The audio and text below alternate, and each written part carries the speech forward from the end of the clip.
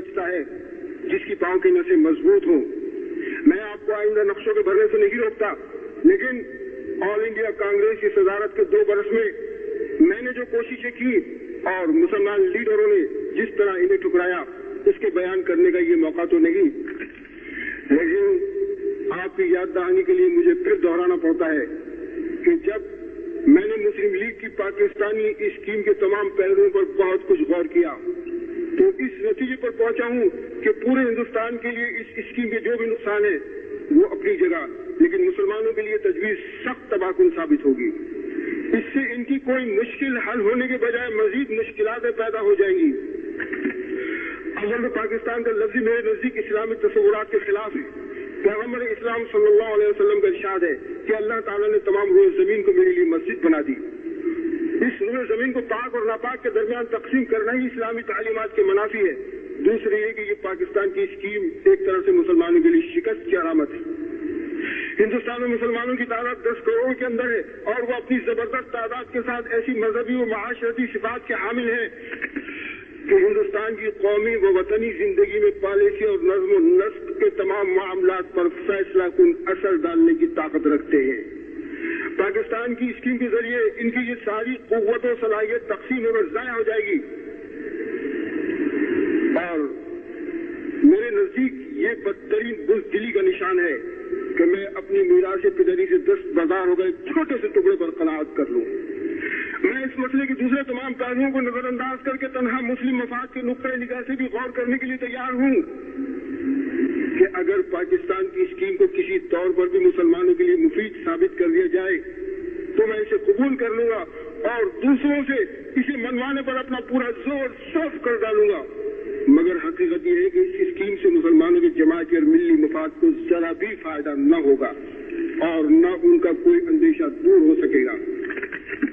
हाँ, जो तजवीज और फार्मूला मैंने तैयार किया था जिसे काबीना मिशन और कांग्रेस दोनों से ही मंजूर कराने में कामयाब हो गया था और जिसकी रूह से तमाम सूबे मुकम्मल तौर पर खुद मुख्तार करार दे दिए गए थे, इसमें पाकिस्तानी स्कीम की वो तमाम खूबियां मौजूद है जो उन नकाइश से पाक है जो उनकी स्कीम में पाए जाते हैं।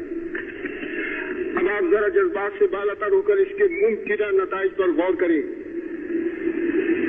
कि हिंदू अक्सरियत के इलाकों में करोड़ों की तादाद में ये मुसलमान मगर बहुत छोटी छोटी अक़लियतों की सूरत में पूरे मुल्क में बिखर कर रह गए और आज के मुकाबले में आने वाले कल में वो और ज्यादा कमजोर हो जाएंगे। जहां इनके घर बार और बूदोबाश 1000 साल से चली आ रही है और जहां उन्होंने इस्लामी तहजीब व तमद्दुन के मशहूर और बड़े बड़े मराकज़ तामीर किए, हिंदू अक्सरियत के इलाकों में बसने वाले ये मुसलमान एक दिन अचानक सुबह खुलते अपने आप को अपने घर और वतन में परदेसी और अजनबी पाए गए, सनती तालीमी और माशी लिहाज से पसमानदा हो गए और एक ऐसी हुकूमत के रहम करम पर हो गए जो खालिस हिंदू राज बन गई। पाकिस्तान में ख्वाह मुसलमानों की मुकम्मल अक्सरियत की हुकूमत ही क्यों न कायम हो जाए, इससे हिंदुस्तान में रहने वाले मुसलमानों का मसला हरगिज हल नहीं हो सकेगा। ये 2 रियासतें एक दूसरे के मद्दे मुकाबिल बनकर एक दूसरे की अक़लियतों का मसला हल करने की पोजीशन में नहीं आ सकती। इससे सिर्फ यरगमाल और इंतकाम का रास्ता खुलेगा। मेरे भाइयों, आपको याद होगा कि 10 जून 1940 में कांग्रेस की सदारत संभालने के बाद जब मैंने हिंदू मुस्लिम इख्तिलाफ के तस्फिये की गरज से बहैसियत सदर कांग्रेस मिस्टर मोहम्मद अली जिन्ना सदर मुस्लिम लीग को ये तजवीज भेजी थी कि हिंदुस्तान के तमाम सूबों और मरकज में किसी एक पार्टी के वज़रात के बजाय कांग्रेस और मुस्लिम लीग पर मुश्तमिल मखलूत वज़रातें बनाई जाए, लेकिन मिस्टर जिन्ना ने मेरी तजवीज ये कहकर मुस्तरद कर दी कि तुमको कांग्रेस ने शुगवाई की तरह कांग्रेस का सदर बनाया है, इसलिए मैं तुमसे किसी तरह की गुफ्तगू नहीं करना चाहता हूँ। और बराबर की सतह पर हिंदू मुस्लिम तस्फिये का वो मौका जिस तरह हाथ से निकल गया, मैं आज तक ये समझने से कासिर रहा हूँ कि गैर तक़सीम शुदा हिंदुस्तान की पहली हुकूमत जो 14 अरकान पर मुश्तमिल होती और जिसमें 7 मुसलमान नुमाइंदे होते और 7 गैर मुस्लिम नुमाइंदे, जिनमें हिंदू सिर्फ दो होते, इस्लाम और मुसलमानों के कौन से अहम मफाद के पेश नजर मिस्टर जिन्ना के लिए काबिल कबूल नहीं थी? क्या इस तरह मुसलमानों को हिंदुस्तान की पहली हुकूमत में एक माकूल हिस्सा नहीं मिल रहा था? मेरे भाइयों, मैं आपको इस वाक़े की रोशनी में ये बताना चाहता हूँ कि जब लॉर्ड वेल की जगह लॉर्ड माउंट बैटन हिंदुस्तान के आखिरी वासराय मुकर्रर होकर आए और उन्होंने धीरे धीरे सरदार पटेल, जवाहरलाल नेहरू, गांधी वगैरह कांग्रेसी रहनुमाओं को तकसीम का नजरिया कबूल कर लेने पर आमादा कर लिया। बिलाखिर 3 जून 1947 को हिंदुस्तान को 2 रियासतों में तकसीम कर देने की तजवीज का ऐलान कर दिया गया। मेरे भाई, ये ऐलान दरअसल न तो हिंदुस्तान के मफाद में था न मुसलमानों के मफाद में, इससे सिर्फ बरतानवी मफाद की हिफाजत मकसूद थी। इसलिए कि हिंदुस्तान की तकसीम और मुसलमान अक्सरियत के सूबों की अलग रियासत कायम कर देने से बरतानिया को बर्रे सगीर में अपने पांव टिकाने का मौका हासिल हो जाता था। एक ऐसी रियासत जिसमें मुस्लिम लीग के नाम से बरतानिया के पसंदीदा अफराद बरसरे इख्तिदार आ जाएंगे, मुस्तकिल तौर पर बरतानिया के जेर असर रखी जा सकती थी और इसका असर हिंदुस्तान के रवैये पर भी पड़ना लाजमी होगा। हिंदुस्तान जब ये देखेगा कि पाकिस्तान में अंग्रेजों का असर है तो वो अपने यहाँ भी अंग्रेजों के मफाद का लिहाज रखेगा। आखिरकार 14 अगस्त 1947 को हिंदुस्तान तकसीम कर दिया गया।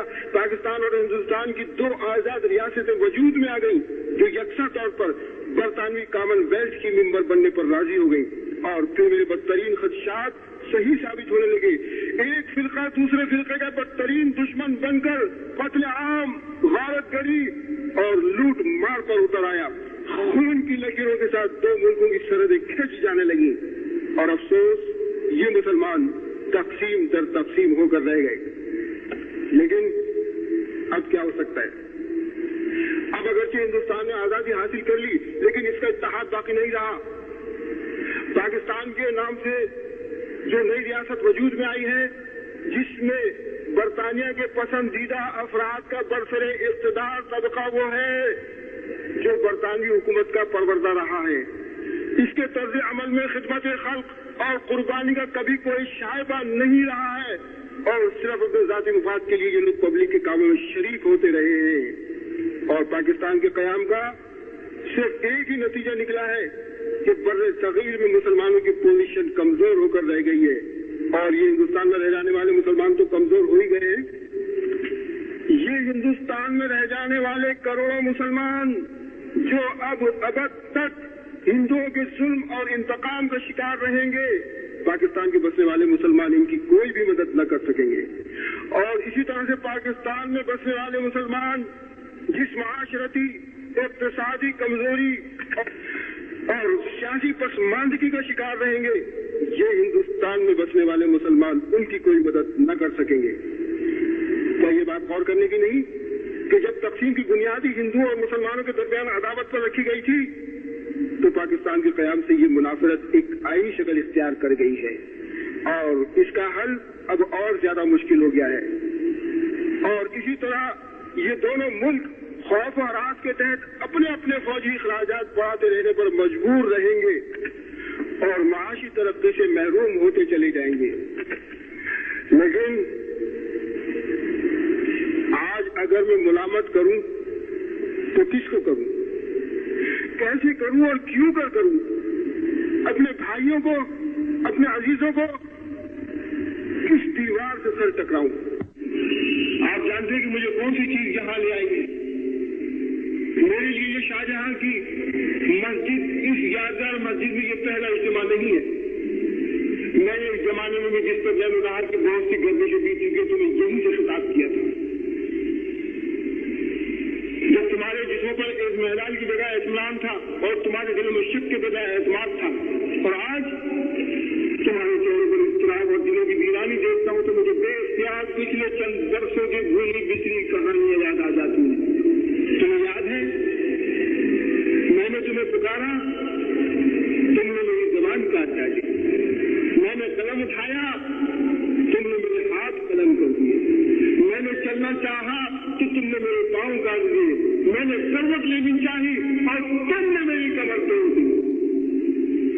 हत्ता कि पिछले 7 बरस की तर्कनुमा सियासत जो تمہیں انداز جدائی دے گئی ہے، اس کے عہد شباب میں ہی میں نے تمہیں